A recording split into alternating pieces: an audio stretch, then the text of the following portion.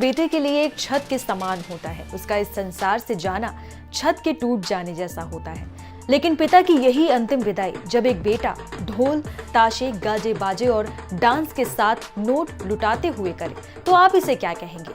जी हाँ, उत्तर प्रदेश के सुल्तानपुर जिले में एक बेटे ने पिता की अंतिम विदाई कुछ इसी अंदाज में की है। मामला तकरीबन 20 दिन पुराना है, लेकिन अब इसका वीडियो सामने आया है तो चर्चाओं का बाजार गर्म है। पिता की मौत पर बेटा साथियों संग खूब नाचा और शमशान घाट तक पहुंचा। इस दौरान बेटे ने नोट भी लुटाए। पूरी वायरल वीडियो का सच्चाई क्या है, इस वीडियो में हम आपको बताएंगे। नमस्कार, आप देख रहे हैं एनडीटीवी इंडिया और मैं हूं अनुषी गुप्ता। ये पूरा वाकया उत्तर प्रदेश के सुल्तानपुर जिले का है, जहां नगर कोतवाली क्षेत्र अंतर्गत नारायणपुर वार्ड के दुर्गापुर मोहल्ले में रहने वाले श्रीराम के पिता रामकिशोर मिश्रा का निधन कुछ दिन पूर्व हो गया था। पिता ने 80 वर्ष की आयु में संसार छोड़ा तो उनकी अंतिम विदाई पुत्र श्रीराम ने बैंड बाजे और जश्न के साथ की।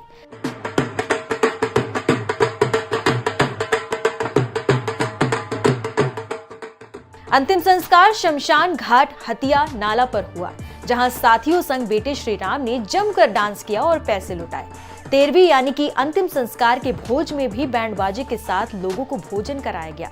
परिवार और घरवाले भी मुखिया के निधन पर जश्न मनाते और नाचते गाते दिखाई दिए।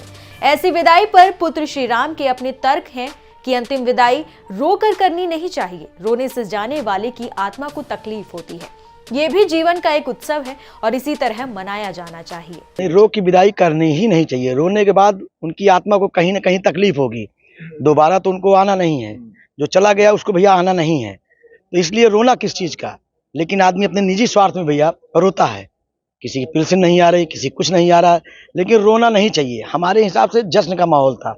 वो पिताजी की दूसरी शादी थी, जान लीजिए, दोबारा उनको अब आना नहीं है हमारे हिसाब से। इसीलिए ये हमको जो समझ में आया, हमने अपने हिसाब से किया उनका कार्यक्रम। वैवाहिक कार्यक्रमों में लोग नोट उड़ाते हैं, आपने अपने पिता की अंतिम यात्रा पर भी नोट उड़ाए। वो भी तो उनकी शादी थी ना, उनकी लास्ट शादी थी। 88 साल उम्र होके गए, और रोना किस बात का? रोएंगे तो उनकी आत्मा को कहीं ना कहीं तकलीफ होगी। जहां कहीं होंगे उनको कहीं ना कहीं तकलीफ होगी। क्या मैसेज देना चाहेंगे आप पब्लिक को? नहीं, इसी तरीके से कार्यक्रम होना चाहिए। बेटे श्रीराम ने कहा कि फिलहाल एक बुजुर्ग का अपनी समस्त जिम्मेदारियों के निर्वाह के बाद लगभग पूर्ण आयु में जाना सुखद ही माना जाना चाहिए।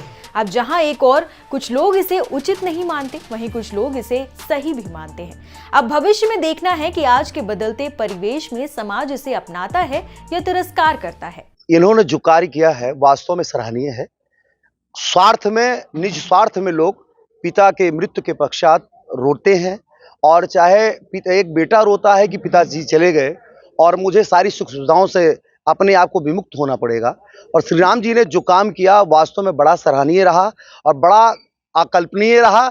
और लोग निंदा करते हैं, उसको हम समझेंगे निश्चित रूप से कहीं न कहीं उनका स्वार्थ निहित होगा अपने पूर्वजों के साथ।